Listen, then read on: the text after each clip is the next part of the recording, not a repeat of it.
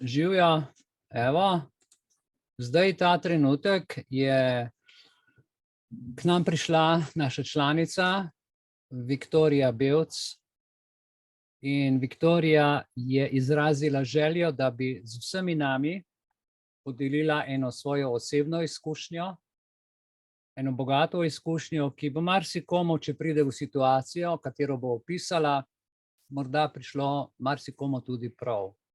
Tako da, Viktorija, jaz te sedaj povabim. Lep dober dan vsem. Tukaj, ko sem prišla v naš studio, ko jaz temu rečem, smo malo klepetali in sem povedala, da je naša družinska prijateljica, mlajša, 45-47 let stara, tudi članica Belisa, zdaj na eni težki preizkušnji, ponovil se je v manjši obliki, ampak ponovil se je rak na prsih in bo imela ponovno operacijo. In zame je ta njen postopek, ko je vse dogovarjala v kliniki, zdravniki in medicinskim osebjem, zelo, zelo pomemben, da ga delim z vami. Dogovorila se je jasno, da če bi bila potrebna kri, da absolutno ji ne dajo transfuzijo krvi drugega človeka. Vprašali so jo, zakaj, in ona je pošteno povedala, da se boji, da se zakrči, da jo je grozno strah, da bi dobila kri cepljenega darovalca krvi. Tako da so brez problema ji je podpisala, da to ne želi, sprejeli in se dogovorili, če bo karkoli potrebno, bo ona svojo kri ali pa tistih oseb, ki jih bo sama navedla.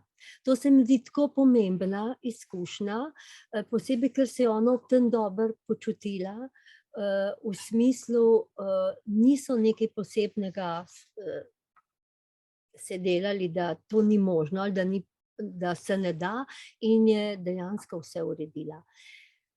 Drug teden gre na to operacijo, jaz ji želim vse dobro in evo, vsi skupaj želimo, da se bo najboljše izteklo.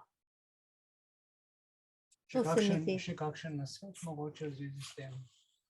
Ja, da imamo možnost reči ne, možnost dobiti nadomestek za kri, to tudi obstaja možnost, to tudi opozarja to gibanje, ki se zdaj dogaja po Facebooku, pa še po drugih spletnih straneh, in nas opozarjajo, torej lahko rečemo ne krvi drugega človeka, lahko rečemo, lahko zahtevamo nadomestek krvi, lahko svojo kri predhodno damo oziroma pripravimo in lahko tudi svoje ljudi pripeljemo. In to se mi zdi zelo pomembna izkušnja, ker ta izkušnja je bila meni res neprecenljiva, zaradi tega, ker noben od nas vedel, a bo to šlo skozi ali ne bo šlo, kaj se bo dogajalo. In tako kot je meni pripovedovala njena izkušnja, je glede zdravnikov bila absolutno brez težav sprejeta. Tako da, kaj se bo pa naprej, bomo pa malo videli. Ampak ona ima ta občutek, da je bila resno sprejeta, da so jo tudi resno vzeli, so vse pomenili in gre z enim zaupanjem na to operacijo. Tako, evo. To je pa veliko, v naših teh trenutnih časih. Veliko, ja. Ja. Tako, vse dobro vam želim, pa držimo pesti za našo Matejo. Evo. Prav, draga Viktorija, iskrena hvala za to tvoje poročilo. Jaz bi pa iskrene sožalje rad izrekel za enega našega člana, od katerega so se in smo se danes poslovili. Tako da tudi moje iskrene sožalje Tanji in vsem vpletenim. Vsi smo nekako na tej poti življenja in ni enostavno. Ni enostavno, ko se izprazni prostor, nastane neka praznina, ki jo je treba v duši in v prostoru tudi fizično nekako zapolniti. Marsikdo ima s tem težave, ker se prvič v življenju sreča ali z odhodom, ali pa je tega že nekako neobčutljiv, in ta neobčutljivost je v bistvu najhujša bolezen današnjega časa. Beremo osmrtnice, beremo dnevno, mladi ljudje umirajo, postali smo na to neobčutljivi. Dragi moji ljudje, postanimo na te stvari zelo občutljivi in poiščimo vzroke in razloge. Vsi vemo, kaj so razlogi in vzroki. Marsikdo se sam odloči, marsikdo iz neznanja podleže takšnim stvarem.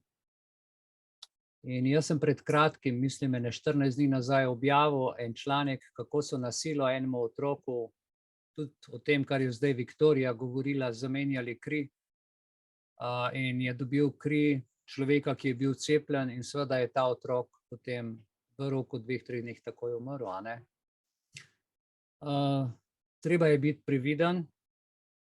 Zdravniki, opozarjamo vas, da delajte v skladu s svojo vestjo, delajte po načelih zdravniške stroke in ne po navodilih. Študirali ste 6 let in dajte se ukvarjati s tem, kar veste in znate. Vse, česar pa ne veste, dajte odkloniti. Če ne veste, kaj je uvijali za cepivo za COVID, dajte odkloniti, ker nekaj, česar ne veste, kaj vsebuje, in da to svetujete ljudem, naj si vbrizgajo, je nekaj najhujšega, kar se lahko zgodi. In to se je dogajalo 2 leti in pol. Jaz osebno, Mihael Belic, zato rečem sramota. Imamo še zdaj kratko pavzico, 5 minut, potem se nam bo pa pridružil Miha, ki bo povedal, kako preživeti noč v naravi, in vabljeni, da se nam pridružite, in kako se bomo pridružili temu tečaju v mesecu maju 2023.